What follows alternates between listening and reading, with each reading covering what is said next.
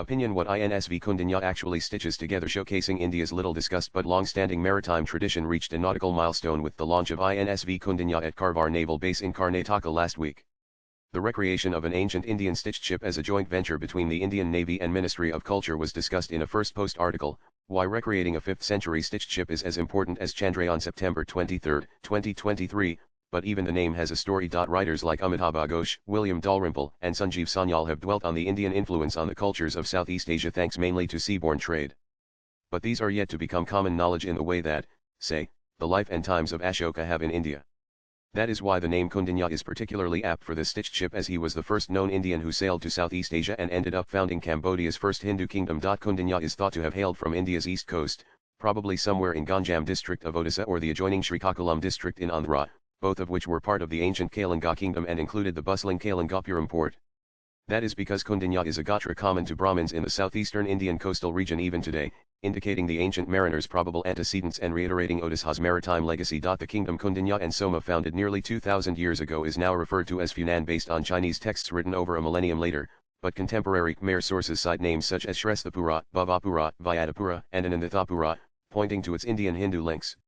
The Indian propensity to not chronicle anything till relatively recently has led to Chinese records dominating the discourse, hence Funan is the better known name. Unfortunately, this also fuels the misconception that Southeast Asia has always been part of the Sinosphere rather than an Indic Hindu one. Despite their Indian-style architecture, Sanskrit-linked scripts, languages, and literature, Hindu deities, customs and philosophy, and even Hindu kingdoms like Kampa in Vietnam, Funan, and the Khmer Empire in Cambodia, Sriwijaya, Singasari, and Majapahit in Indonesia, and more. The INVS Kaundinya points to those old connections. Incidentally, even Kaundinya's marriage to Soma is not the only such instance. It is said that an Indian princess Wanghock Yellow Jade in Korean of Ayodhya sailed away to marry Emperor Kim Suro of Gaya in Korea and became Empress Hyo, not long after Kaundinya. Today, many Koreans claim descent from their 12 children. Curiously, the ancient burial mounds in Assam called Moidam are amazingly similar to those of Korean royalty, including that of Suro and Hyo. Tales of the connections between ancient India and the cultures and kingdoms of Southeast Asia and beyond have been far too persistent to be dismissed now as being without any basis. Academia, Western dominated as it has been, tended to firmly relegate such stories to the realms of mythology earlier, unwilling to even acknowledge that India had much of an international profile beyond the well-documented spread of Buddhism eastwards. India's Hinduism was sidelined. Thus, the story of the seafaring Kaundinya and his marriage to the Naga princess Soma nearly 2,000 years ago also never gained traction. That watershed event is remembered in Cambodia till today, but not many Indians visiting there are aware of it, even if they do know that Hinduism was once the main religion in the region, indicating ancient links with India. Even a cursory research reveals details about profound cross-cultural connections, going beyond architecture and culture. Hinduism's cultural influence seen there, hark back to their earliest kingdoms, but now there is even DNA proof that proto-historic Southeast Asians had Indian lineage, indicating a wide intermingling between the peoples of India and that region, probably even predating Kaundinya's arrival. Southeast Asian genealogies today have some Indian ancestry, but new studies on an ancient boy's skeleton in Cambodia have revealed a 4050 South Asian Indian DNA. Radiocarbon testing of that ancient boy's bone dated it to the early period of Funan, the kingdom Kaundinya co-founded, showing that the Indian gene flow to Cambodia started 1,000 years earlier than the previously posited 12th to 14th century on the strength of genetic studies of current populations. The researchers also say they expect to find further traces of interactions with South Asia India corroborated by archaeological evidence from about 4th century BCE. Paleogenomics does not make for racy reading, but its findings certainly add heft to the mythological stories of connections between the Hindu kingdoms and cultures of ancient India and the populations of Southeast Asia. Later in the first millennium CE, the Indian connection becomes too evident to gloss over, such as the arrival in 731 CE of a boy prince from Singhapura in Kampa Kingdom, now Vietnam, to ascend the Pallava throne in South India as Nandavarman II. That the INSV Kaundinya was launched on India's west coast is apt too. For millennia ancient Indian ships set sail from Kambat, Kutch, and the Konkan coast to the west. The Sindhu-Sarasvati civilization had robust trade relations with the cultures of the Euphrates and Nile to its west, most of it conducted via the seas.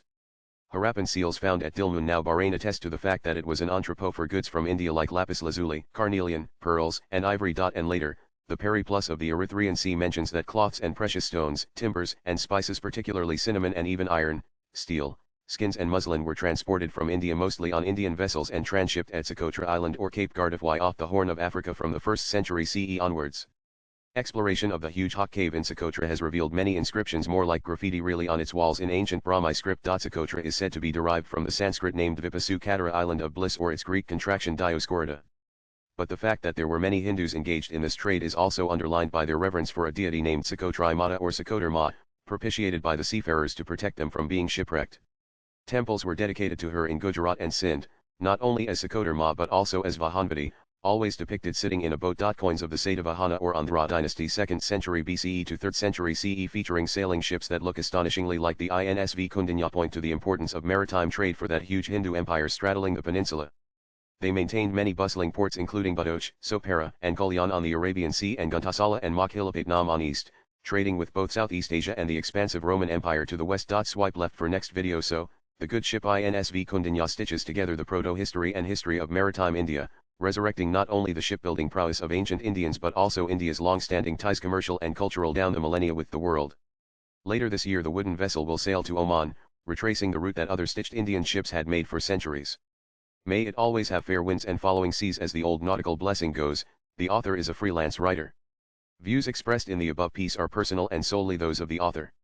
They do not necessarily reflect News 18's views. Latest blogs